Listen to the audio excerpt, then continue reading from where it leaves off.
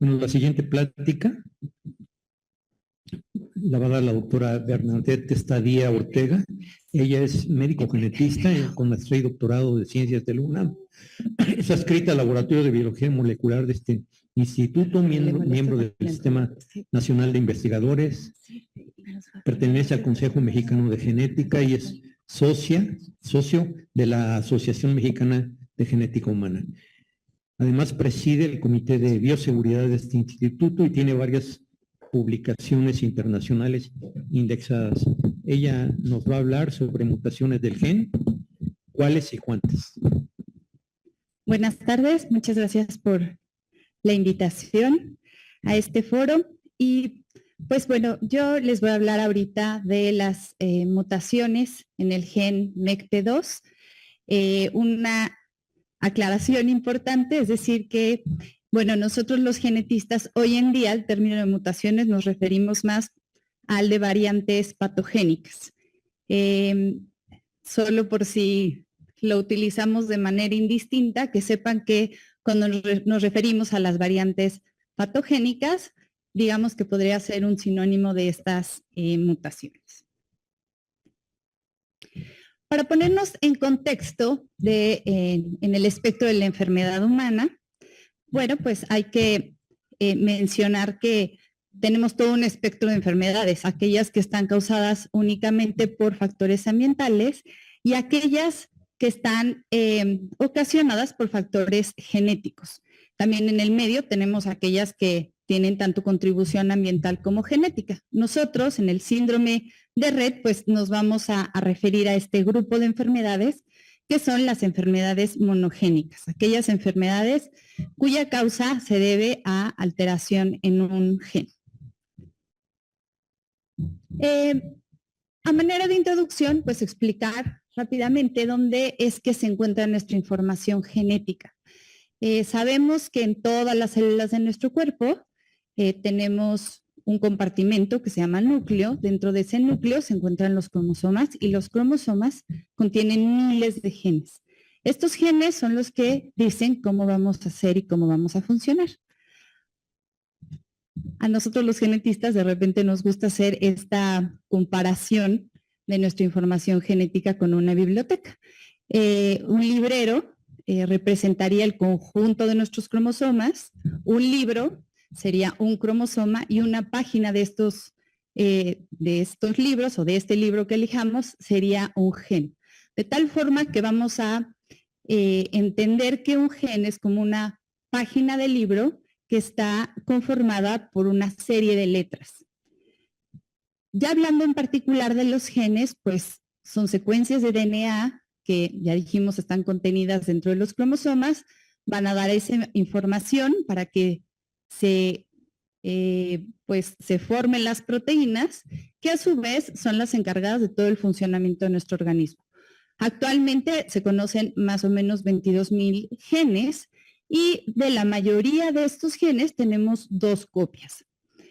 Hay una excepción importante que bueno, ya estuvo mencionando la doctora Lieberman, que son pues los genes que se encuentran alojados en el cromosoma X. ¿Por qué? Porque pues las mujeres tenemos como complemento de sexo cromosomas, somos XX, mientras que los varones son XY. De tal manera que los genes que están alojados en el cromosoma X, pues los varones solamente van a tener una copia, mientras que las mujeres vamos a tener 2.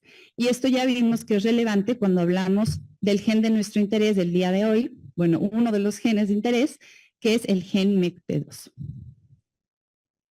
Y ahora sí, ya hablando del gen MECP2, este gen, pues ya decíamos que se localiza en el cromosoma X, está ubicado en XQ28 y codifica para una proteína que lleva el mismo nombre.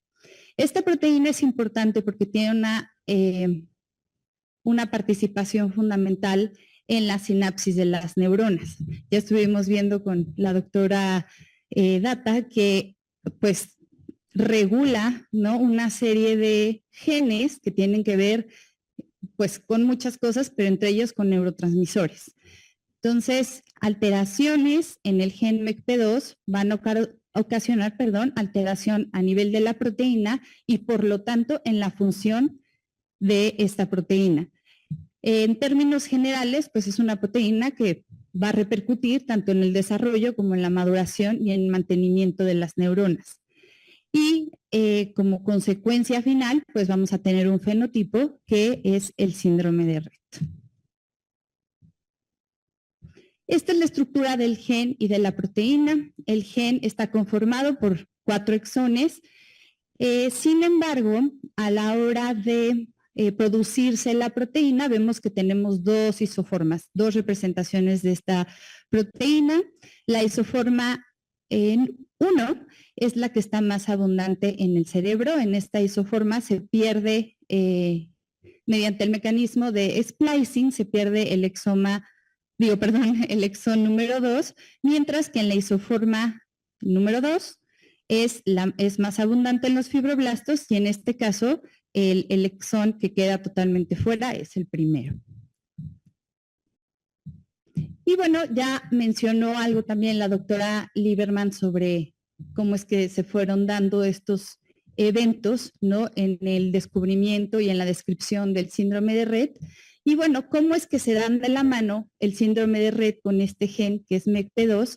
Bueno, ya se mencionó previamente que el doctor Rett en 1966 es quien hace toda la descripción del cuadro clínico.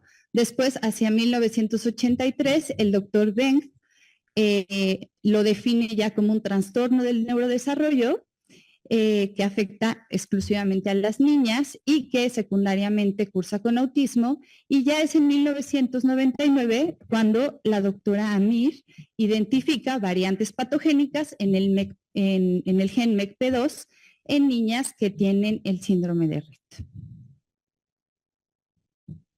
Aquí nuevamente pues representamos cómo el género tiene que ver con el cuadro clínico. ¿Por qué? Porque bueno, ya decíamos que las mujeres tenemos 2 cromosomas X y que bueno, si las 2 copias están bien, pues la niña o la paciente va a ser sana, mientras que si tiene alteración en una de las copias de MECP2, pues va a tener síndrome de Rett.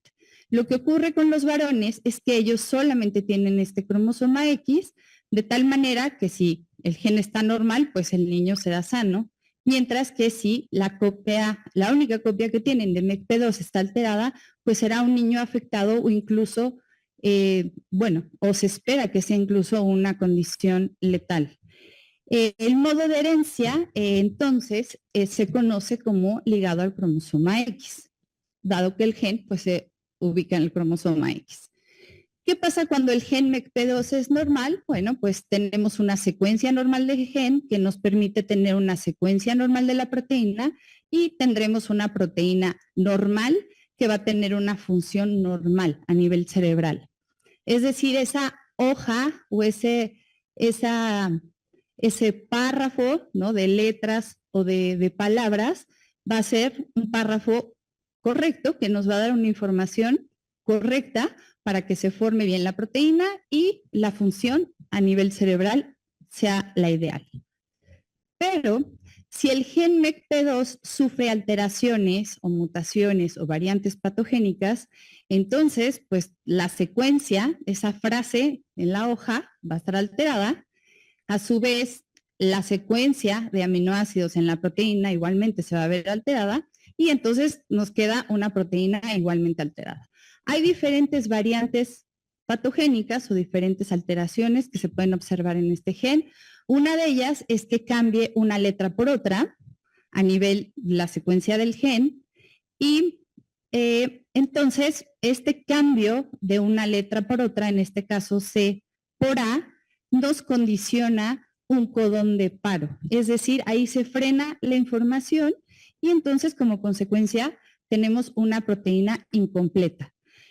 A los pacientes en los asesoramientos genéticos les ponemos el ejemplo de qué pasaría si yo en esa hoja, ¿no?, del libro tengo una frase que dice tengo una cosa y yo cambio una letra por otra o pierdo una parte de la palabra y entonces ya nada más voy a tener en la frase tengo una, ¿no? Entonces ya nos falta una parte de esa frase que pues ya a nivel genético y de proteína y de función, pues ocasiona que tengamos una proteína incompleta y una función alterada a nivel neuronal.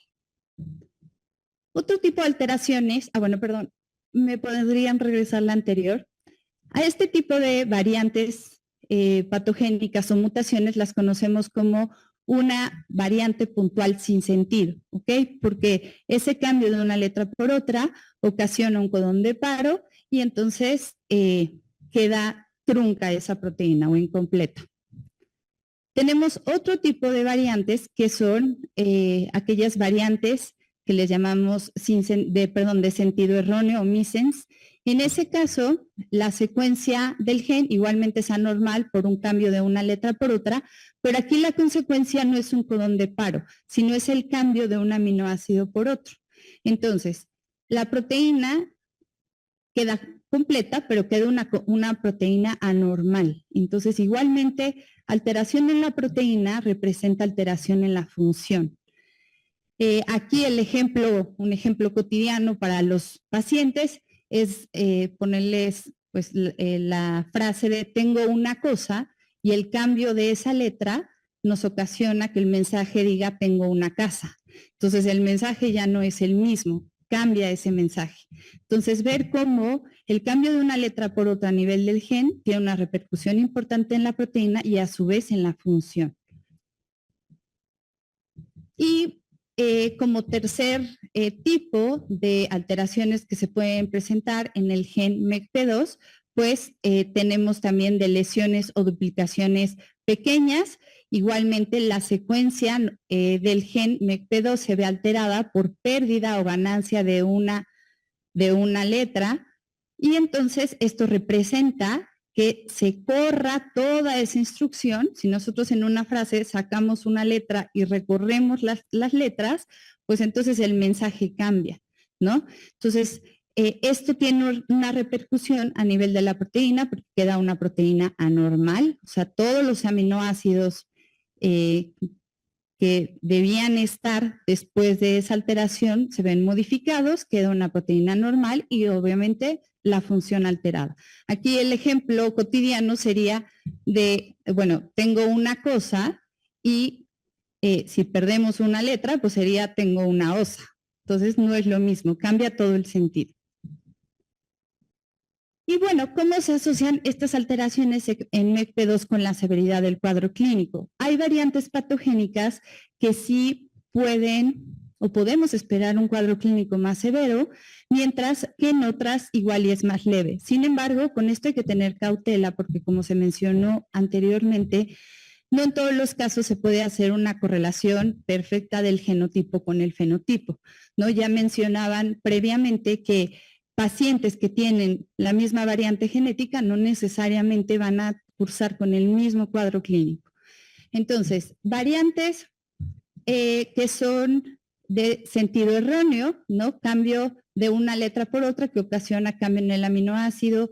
Se espera que el cuadro clínico sea más leve, mientras que en aquellas en las que cambia una letra por otra y la consecuencia es un codón de paro, se espera que el cuadro clínico sea más severo.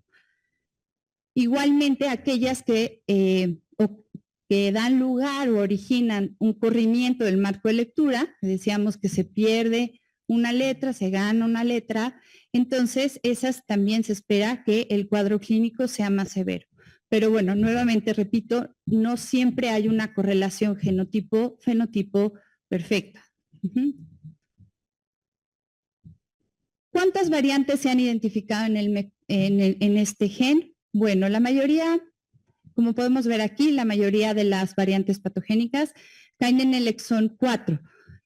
Actualmente, se sabe que la mayoría de los casos de síndrome de Rett clásico, el 97% se deben a variantes patogénicas en MECP2. Ojo que no estamos diciendo el 100%, porque ya posteriormente la doctora González les va a hablar de otros genes que también se han asociado al síndrome de Rett. Más o menos un estimado, hay unas 850 variantes causales de síndrome de Rett. 8 de estas son las más frecuentes, pero las bases de datos son muy dinámicas y este número de variantes se puede modificar. Y ojo que estoy diciendo variantes patogénicas asociadas a síndrome de Rett, porque ahorita más adelante vamos a hablar también de variantes en MECP2 que dan otros fenotipos. ¿Por qué ocurren estos cambios o alteraciones en el gen MECP2? De pronto esta es una pregunta frecuente en el asesoramiento genético, ¿no? Los padres preguntan, bueno, pero ¿por qué ocurren esos cambios, ¿no? ¿Qué hicimos o qué dejamos de hacer? ¿O por qué tienen esa variante, ¿no? Mi hija y ese síndrome. Bueno, uno de los mecanismos que puede dar lugar a estas variantes patogénicas en los genes es la generación de errores, que ocurren durante la replicación a nivel celular. Es decir, son procesos que ocurren a nivel de la célula, sobre todo cuando hablamos de replicación nos referimos a una fase del ciclo celular en el que digamos que toda esa maquinaria, ¿no? Molecular que tiene que llevar a cabo la replicación puede cometer un error y entonces ahí es donde se comete ese cambio de una letra por otra a nivel de la secuencia del gen.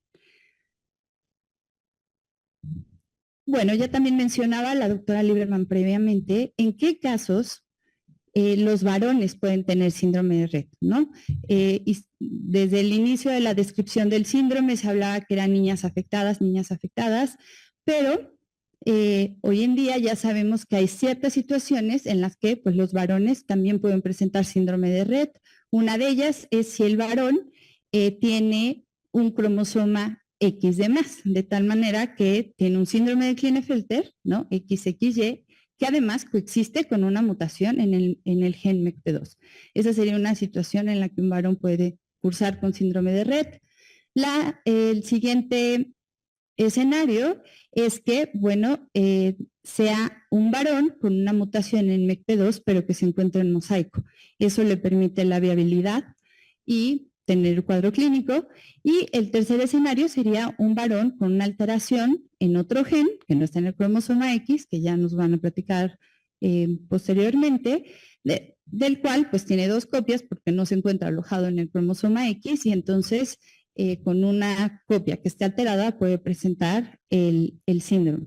Ejemplo de esto es el gen FOXG1 que se encuentra en el cromosoma 14.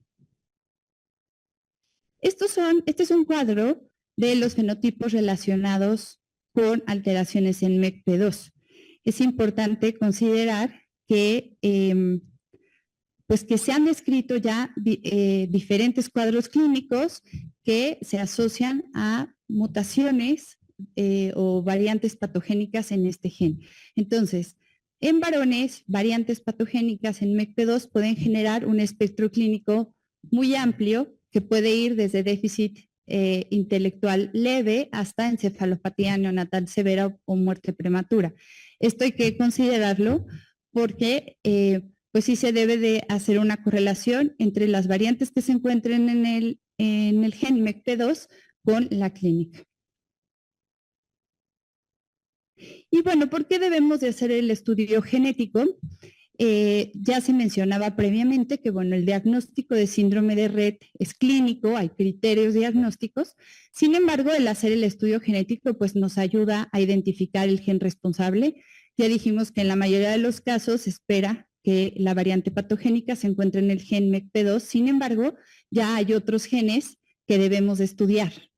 Y bueno, por otro lado, hay casos que son atípicos, hay casos, ya dijimos, que se pueden presentar en varones que, bueno, el estudio genético nos puede ayudar a resolver, ¿no? Dónde está la causa y a explicar, ¿no? Estos cuadros clínicos que no son los clásicos. ¿Cómo se hace el estudio genético? De manera breve, bueno, pues se toma una muestra. La muestra puede ser mucosa oral, puede ser sangre periférica y a partir de ahí se obtiene el DNA. Ya dijimos que la información genética se encuentra en el núcleo de las células. Entonces, a partir del núcleo de los linfocitos es que se extrae este DNA, se generan varias copias del gen para que pueda ser estudiado. E inicialmente se puede recurrir a una estrategia que es la secuenciación Sanger, dado que la mayoría de las mutaciones o de las variantes patogénicas son un cambio de una letra por otra, y esta estrategia molecular nos permite darnos cuenta si hay un cambio puntual, pero también hay otro tipo de estudios como es MLPA, que nos permite ver de lesiones un poquito más grandes que también se han descrito en MECP2 con relación al síndrome de Rett. Y una vez que ya se tienen los resultados, es que, bueno, ya se hace el análisis y la interpretación. Esta es la primera estrategia que mencioné, que es la secuenciación Sanger. Nos permite ver estos cambios puntuales, estos cambios de una letra por otra en el gen. Esta es una imagen que nosotros llamamos electroferograma, y vemos cómo cada uno de estos piquitos de colores representa una base nitrogenada o una letra, de tal manera que nosotros esperamos ver la secuencia normal, pero si identificamos un cambio, es que se confirma que hay una variante, ¿no? O una mutación. Entonces, nuevamente, aquí tenemos un electroferograma, vemos como aquí hay dos picos que se brincan, lo cual nos está hablando de que hay un cambio de una letra por otra. Aquí, como ejemplo, una A cambia por una C, y entonces esto a nivel de la proteína cambia un aminoácido por otro. Así es como se representa en la nomenclatura, y bueno, nos explica por qué esa proteína MECP2 está alterada. Y la otra estrategia puede ser MLPA, que ya nos ayuda a identificar de lesiones, ¿no? O pérdidas de la información que ya son un poquito más grandes. Aquí en esta imagen vemos una lesión, cómo es que queda por debajo de la dosis requerida del gen. Y ya a manera de conclusión, bueno, pues recordar que el síndrome de Rett tiene una causa genética. La mayoría de los casos son por mutaciones, se debe a mutaciones o a variantes patogénicas en el gen MECP2. Es importante hacer el estudio genético porque pues nos explica la causa y nos puede orientar sobre la severidad esperada, siempre teniendo en cuenta que no en todos los casos hay una correlación directa del genotipo con el fenotipo, y variantes patogénicas en MECP2 también se pueden relacionar a otros fenotipos que ya mencionamos, y claro, están los otros genes asociados que posteriormente les van a platicar con el síndrome de Rett.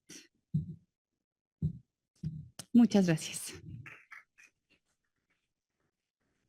Gracias, doctora. Si existe alguna pregunta para la doctora. ¿Qué hay acerca de las mujeres portadoras? ¿Portadoras? Bueno, ahí en la mayoría de los casos no se espera, son casos de nuevo, no se espera que haya un riesgo de recurrencia.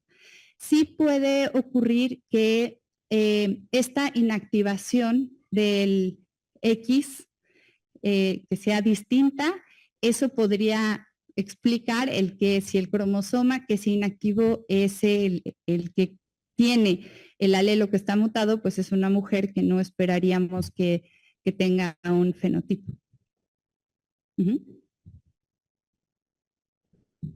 Sí. Tuve la oportunidad de leer algunas bibliografías sobre síndrome de Rett, ¿sí?, que ponen en duda el aspecto de considerarlo como una enfermedad genética, porque la mayoría de las Rett son mutaciones de nuevo. Entonces, la pregunta aquí es de dónde, ¿no? ¿De dónde ocurre el problema? Y qué tan frecuente es que una mujer que tuvo una niña con síndrome de Rett repita en otro embarazo. La mayoría de estas variantes, como bien menciona usted, son de novo. O sea, sí es una enfermedad genética, dado que la causa es por alteración en un gen, ¿no? Eso no hay duda. El origen de estas mutaciones, por eso quise poner esa diapositiva de por qué ocurren, ¿no? ¿Por qué ocurren estas alteraciones? Muchas de ellas ocurren por errores a la hora de que se replica el DNA en el ciclo celular. Realmente no hay en la literatura como factores ambientales también descritos como para poder decir que son los que originan estas variantes. Y bueno, con relación a, entiendo que hay casos familiares que se puedan haber descrito, pero en realidad es lo excepcional. O sea, la mayoría de estas variantes ocurren de novo. No esperamos tener madres portadoras que tengan que tengan otro hijo, otra hija con síndrome de Rett. No esperamos que recurra, porque sí son, la mayoría son de nuevo en la paciente. Muchas gracias. No sé si haya alguna otra pregunta. ¿Tenemos tiempo para otra pregunta? Muchas gracias. Gracias.